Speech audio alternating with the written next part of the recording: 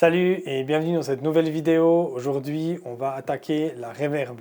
La reverb, c'est quoi? Est-ce que c'est utile? Est-ce qu'il faut en mettre partout? Est-ce qu'il faut en mettre seulement sur les voix? On va regarder ça dans cette vidéo et au bout de cette vidéo, à la fin, je vais aussi te montrer comment calculer exactement une reverb. Donc, reste jusqu'au bout et abonne-toi à la chaîne. Parti. Quand on parle de phénomène de réverbération ou simplement de reverb, il faut savoir que c'est quelque chose de clé dans la musique. C'est l'effet qui change la couleur mais aussi la profondeur d'un son dans un espace. L'effet reverb, c'est simplement la persistance d'un son émis. C'est-à-dire que quand tu es dans une salle ou par exemple dans une pièce étroite, le son il va rebondir un certain nombre de fois sur les parois. Ces réflexions, elles peuvent donc se compter par milliers et puis elles vont toutes atteindre notre oreille à un moment donné ou un autre et puis surtout à des niveaux sonores différents. Ce qu'il faut noter, c'est que le son, en fait, il va être différent selon certains paramètres bien précis. Premièrement, c'est le volume de la pièce, combien ta pièce est grande. Ensuite, la géométrie de ta pièce, si elle est longue, si elle est petite, étroite, s'il y a un plafond qui est plus ou moins haut.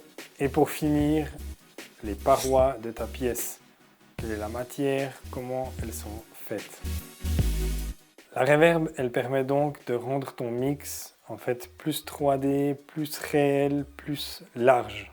Et là, ce qu'on comprend dans cette première partie, c'est qu'en fait la reverb, il y en a partout. On est entouré de reverb et puis nos oreilles ils sont comme habituées à avoir tout le temps un petit peu de reverb. Et donc là, par rapport à ces explications, on comprend facilement que en fait, la reverb, elle est naturelle, elle existe partout. Partout où tu es, dans par exemple un aéroport ou par exemple dans un centre commercial ou dans la rue, dans tous ces endroits-là, il y aura toujours de la reverb. Donc on est tellement habitué à la reverb qu'on ne fait même plus attention à ça. Et c'est notamment à cause de ça que la reverb elle est importante dans la musique.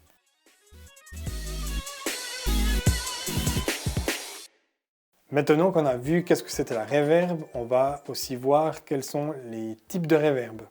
Donc là, la première reverb qui est naturelle, c'est la hall. Donc la hall, c'est un effet qui va reproduire une salle de concert. Donc là, c'est parfait pour épaissir, donner aussi pas mal de profondeur quand tu as des cordes ou par exemple des pads. Si tu mixes un orchestre, tu pourras aussi utiliser une hall sur l'orchestre. Attention quand même à pas trop utiliser cette reverb parce que tu peux vite brouiller le mix. C'est-à-dire qu'à un moment donné, tu vas mixer, tu vas par exemple avoir ton pad, ton piano ou tes cordes. Et puis individuellement, ça va sonner super, mais dès que tu vas mettre tout l'ensemble dans ton mix, dans une finalité, en fait, tu n'entendras plus rien parce que ça sera fade, ça sera brouillé. Prochain effet, c'est la chamber. Alors là, on est en train de regarder quelques effets, mais il y en a beaucoup plus que ça. Moi, je te passe en revue les principaux, ceux que tu vas retrouver en général sur ta table ou sur ton programme DAW comme Ableton ou Logic. La chamber, c'est très similaire à la hall. Et puis, comme son nom l'indique, chamber, c'est chambre en français. Ça va te donner un son un peu luxuriant, ça va te donner quelque chose qui va donner un peu d'ambiance à ton mix. La différence, c'est que la chamber, elle va peut-être apporter plus de clarté qu'une hall. Donc, pour la petite histoire, que tu saches, chamber, donc c'était simplement les studios qui créent des chambres spécifiques pour donner cet effet de reverb. Donc par exemple, ils fabriquaient des salles de bain ou par exemple, ils prenaient des couloirs d'escalier pour vraiment avoir ce son qui est spécifique en fait à la chamber. La chamber, tu pourras l'utiliser sur toutes sortes d'instruments, aussi sur des voix et bien sûr des guitares acoustiques. Le prochain effet, c'est la room. Le nom room, il est basé sur un espace acoustique beaucoup plus petit. Donc la room, elle est super pour vraiment donner un espace, puis sentir que les gens ils sont dans la pièce, mais tout en gardant un peu le caractère intime et personnel de, par exemple, une voix ou d'une jolie guitare acoustique. Prochain effet, la plate. Plate ou plaque, à savoir que à ce moment-là, la reverb, elle va pas du tout chercher à refléter un espace naturel. Il faut savoir donc que la plate, c'est un effet de reverb artificiel. Il faut imaginer une grande plaque à l'époque qui prenait et il mettait une bobine magnétique dessus. Puis ensuite, en balançant le son, ça faisait vibrer la plaque. Et puis c'était ça qui produisait en fait cet effet de reverb. Donc là, on est sur un résultat plutôt dense, accueillant, chaleureux.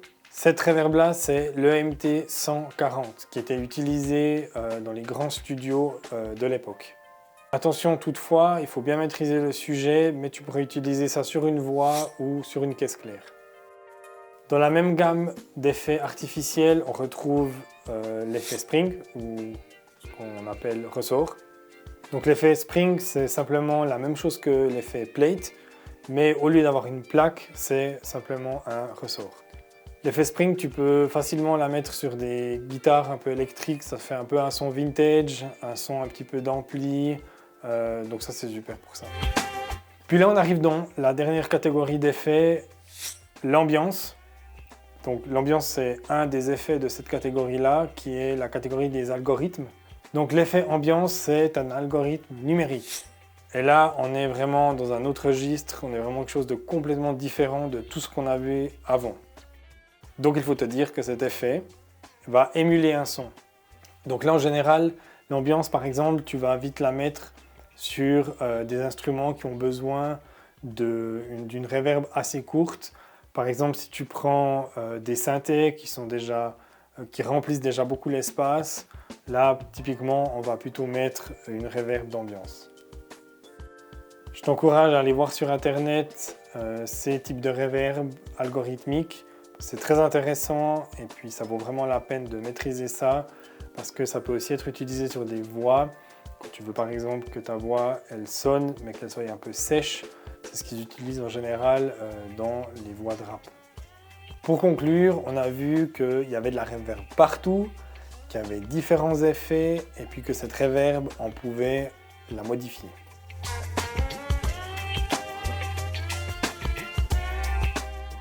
Pour cette partie, je ne vais pas du tout aborder, je suis désolé, la partie analogique, la partie studio. On va vraiment réfléchir à une application purement live ou live stream. Donc si tu mixes avec une table numérique type X32, Midas M32, Soundcraft et compagnie, ou bien que tu fais ton live stream sur un programme DAW comme Ableton ou Logic, cette partie, elle est vraiment pour toi. Je veux vraiment t'encourager, la prochaine fois que tu es sur ta table, essaie de regarder un petit peu les différents effets, qu'est-ce qui est proposé. Maintenant qu'on a vu un petit peu les différents types de reverb et les effets, réfléchis un petit peu et fais des tests. Tester, c'est un peu la base de la musique. Il faut faire des tests, il faut s'essayer parce qu'on n'y arrive jamais du premier coup. Donc le mieux, c'est de faire et de faire pour arriver à un résultat qui est excellent. Petite astuce, si tu arrives, enregistre ton groupe en multipiste, fais une session multipiste et puis ensuite tu prends ça à la maison et puis tu commences à mettre des reverbs. Ça c'est assez facile à faire et puis ça permet de vite faire des tests, regarder un petit peu comment ça sonne avec des écouteurs avec un casque ou avec des haut-parleurs. Si tu ne peux pas faire de multipiste, ce qui est aussi possible de faire, c'est demander à tes musiciens de venir faire par exemple une répétition spéciale. Et puis là, tu prends 1 heure, 2 heures avec eux et puis tu fais tes tests. Par contre, abuse pas de leur temps. S'ils viennent déjà faire une soirée extra pour toi, sois préparé, prépare ton sujet et que tu puisses déjà savoir un petit peu dans quelle direction tu vas partir, quel reverb tu vas utiliser. Pour la reverb, il n'y a pas vraiment de règles, quoique. Mais sache quand même qu'il y a pas mal de choses que tu peux faire pour améliorer ton mix. Premièrement, ce que tu peux faire, c'est par exemple ajouter plusieurs reverbs. Oui, c'est possible. Moi, par exemple, j'utilise 2 reverbs sur les voix et ça marche du tonnerre. Ensuite, sache que sur ta table, tu peux venir ajouter un equalizer sur ton effet. Ça, c'est quelque chose qui est vivement recommandé. Tu peux aller couper certaines fréquences que tu n'as pas envie ou qui sont indésirables. Par exemple, moi, à partir de 100 Hz, tout ce que j'ai en dessous, je l'ai enlevé. Puis ça permet d'avoir un meilleur effet et puis quelque chose de plus attendu. Tu peux aussi couper certaines fréquences hautes si tu vois qu'il y a trop de reverb ou bien si le son il est trop clair. Autre type, tu peux aussi mélanger plusieurs reverbs ensemble, c'est-à-dire que tu peux prendre une hall, une chamber ou bien avoir une room et une plate. Ça marche aussi super bien. Et puis, il faut vraiment regarder comment est-ce que les deux peuvent s'allier de la meilleure manière. Attention tout de même, toujours que le son ne soit pas brouillé, que ce ne soit pas fade, ou qu'à un moment donné, on n'arrive plus du tout à, par exemple, comprendre ce que les gens chantent. Ce qui est aussi sympa, c'est d'avoir une reverb longue que tu as sous le coude, qui n'est pas tout le temps activée.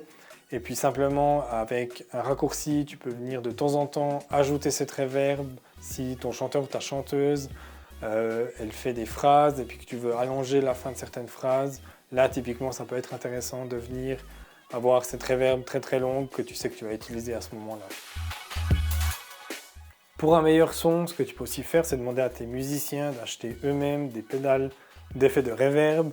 Ça se fait assez bien sur des guitares acoustiques, des guitares électriques, mais aussi par exemple sur un alto ou un violon. Donc comme on l'a vu, la reverb, c'est vraiment partout.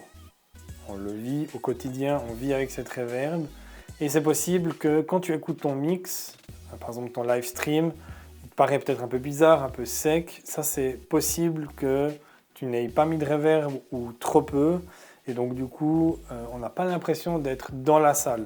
Donc là, typiquement, il faudrait peut-être aller voir pour une room ou quelque chose comme ça qui va donner cet effet qu'on est dans la pièce avec les gens. Ok, dernier truc sympa que tu peux faire, c'est calculer exactement ta reverb.